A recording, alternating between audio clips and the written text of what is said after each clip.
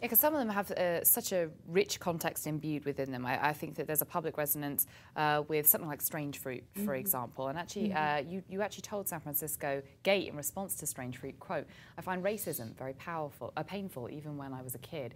I couldn't abide that somebody would be stigmatized and separated. That song is a very courageous piece of art. It silenced people, it shamed people. It took it out from the shadows and said, look, this is what's happening, and you know it's happening."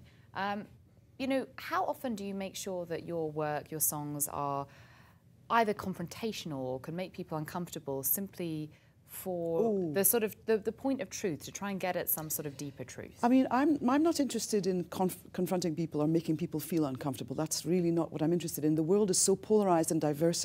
In any case, that's not my mission whatsoever. What I do want to do is to inspire people, to connect with them, to stimulate. And music is the most evocative, emotional means to connect with people. These songs are extraordinary and they are nostalgic, but at the same time, I felt as that was part of the process. When I started to listen to these songs and really go into the words and what they were saying, although the song, for example, Strange Fruit, was written back in the late 30s, it's still as relevant today, and that was the thing that kind of gave me goosebumps.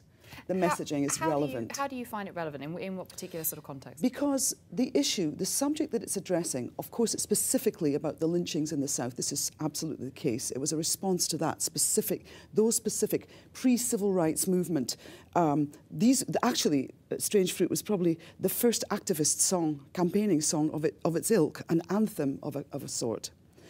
But basically, the issue of violence is the issue that is played out, perpetrated 24/7, constantly. It is the theme of the dark side of humanity, whether it be domestic violence, whether it be racist attacks, whether it be bigotry, hatred, terrorism, or warfare.